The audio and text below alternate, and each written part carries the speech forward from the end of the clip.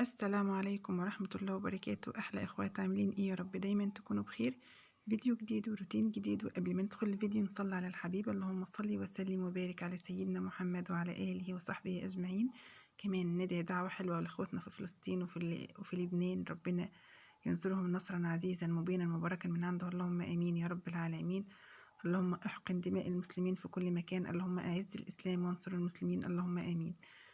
نقول يا بركة أسماء الله ونسمي الله وندخل الفيديو بتاعنا. بسم الله الرحمن الرحيم. النهاردة بقى معانا كده روتين خفيف، قلنا نعمل نصور معاكم غدانا النهاردة. معانا كيلو من اللحمة. سلقنا الأول، أنا مش بلوح اللحمة يا حبايبي، بسلقها، بغلي المية وبعدين بسقط اللحمة فيها تتسلق وتطلع الريم ده. فأنا بشيل الريم اللي على الوش ده، اللي بيطفو على الوش ده الريم، أنا بشيله بالمعلقة كده عشان الشوربة تبقى صافية، وعشان كمان ايه ما يبقاش في اي زفرة في الشوربة. وبعد كده بقوم حاطة بصلة وحاطة فصين حبهان وورق لوري، اقوم حاطة في الشوربة. هنا بقى هعمل بطاطس كده بتسبيكة او بدمعة. حطيت شوية زيت وفص ثوم، بصلة جوانح او دواير كده او شرايح زي ما تحبيها، او عايزة تعملي البصلة ناعمة مفيش اي مشكلة، مع حتة فلفل صغيرة حامية. طبعا ده فلفل حامي، بس انا حاطة حتة صغيرة كده، يعني اقل من ربع القرن. بشوح الكلام ده كله في شوية زيت، وبعد كده هنزل عليهم ان شاء الله بالبطاطس. اخد البطاطس تشويحة معاها، اللي هي بتشوح البطاطس بتاخد طعم الثوم والبصل، وكمان لما بتشوح في الزيت مش بتتهرى منك او مش بتفتت او مش بتعجن. هنا طبعا هقوم نازلة بالبطاطس كده اللي انا مقطعة مكعبات، وهقوم مشوحاها مع البصل ومع الثوم والزيت كده حوالي دقيقتين على النار، او مشوحاها. وبعد كده اضيف لها البهارات بتاعتها. صلوا بنا على الحبيب عليه أفضل الصلاة والسلام. اللهم صل وسلم وبارك على سيدنا محمد وعلى آله وصحبه أجمعين. ما تنسوش حبايب اللايك والاشتراك في القناة فضلا وليس أمرا. طبعا هنا أنا بقلبها كده من فوق لتحت بحيث إن هي كلها تتشوح معايا.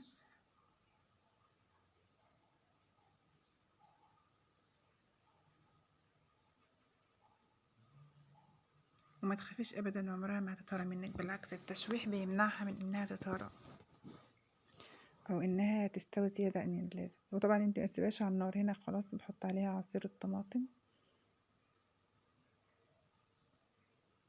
طبعا ضربة حوالي نص كيلو طماطم في الخلاط. حاطة عليه كوباية مية وبقوم ضرباه في الخلاط، وبعدين بقوم ضيفاه عليهم على طول. لازم اصفي الطماطم، منحطهاش بالتفل بتاعها او بالبذور اللي فيها، لازم نصفيها كويس يا بنات. حتى في المحشي برضو انا بحب اصفي الطماطم، مع ان طماطم المحشي مش مهم تبقى متصفية، لكن بحب اصفيها. بهارات مشكلة، كمون على كزبرة وملح وسكر وشوية فلفل اسمر قليلين. لو عندك مكعب مرقة خضار تحطيه، بيبقى جميل جدا في البطاطس، لان هي بطاطس خضار يعني. هغطي عليها بقى، واما تغلي اقوم موطيه على النار واسيبها على نار هاديه لمده ربع ساعه، متاخدش وقت. شايفين يا بنات؟ هنا انا بقول لكم البطاطس مش مهريه ولا اي حاجه، او مش مستويه زياده عن اللازم. خلاص هنا انا ضفت على البطاطس، استوت معايا. ونقعت الرز وحطيت له الملح عشان ابدا اولع عليه.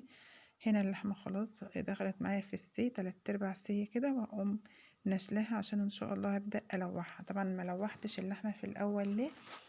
لان لما بلوحها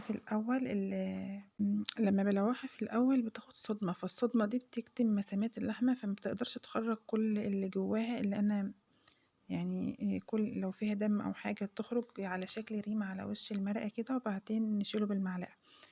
خلاص هنا يا بنات طبعا انا بشيل اللحمه من المرقه عشان هبدا اللي انا الوحها في زيت.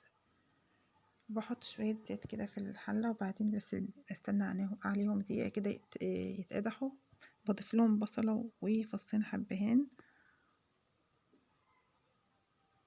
بقوم واخده البصله كده والوحها، واقوم حاطه بقى اللحمه اللي انا نشلتها من المرقه، بقوم ضيفاها على طول في الحله، واستنى عليها دقيقتين 3 كده لما تلون معايا وتاخد طعم التشويح. انتوا عارفين ان اي حاجه بتتشوح في الزيت بيبقى طعمها حلو، بتبقى مميزه عما تكون مسلوقه.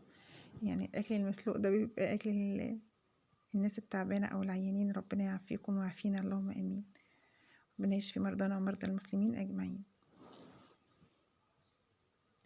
هنا بتتشوح، بحط لها بقى بعد ما تتشوح البهارات بتاعتها اللي هي انا بكتفي يا بنات بملح وفلفل اسمر.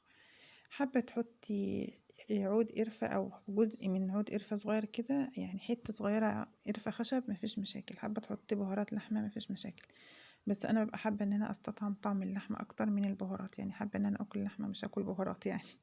فبكتفي بشويه فلفل اسمر وشويه ملح وخلاص. كده كده فيها بصل وفيها حبهان، وقبل كده كمان كانت مسلوقة في المرق ببصل كده، في المرقة فيها بصل. بعد كده بعد ما خدتها في بعد ما شوحتها كده بعد ما شوحتها بضيف عليها المرقة اللي انا سلقة اللحمة فيها، مش بضيف عليها مية، بتكون المرقة سخنة اللي انا سلقة فيها اللحمة دي، فانا بضيفها هنا عليها على طول. صلت بنا على الحبيب، اللهم صل وسلم وبارك على سيدنا محمد.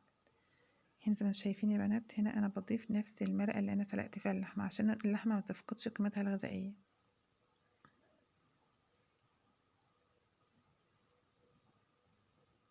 طبعا كنت سلقة اللحمة برضو ببصل وحاطة فيها فص حبهان وكده. طبعا لو في دهن انا مش بلوح لو في حتة دهن او حاجة، لكن بحطها بعد ما بحط المرقة عليها. خلاص اهو شايفين بقى شكلها دي بعد التلويح، بعد ما لوحتها او بعد ما شوحتها في الزيت. لا اله الا انت سبحانك.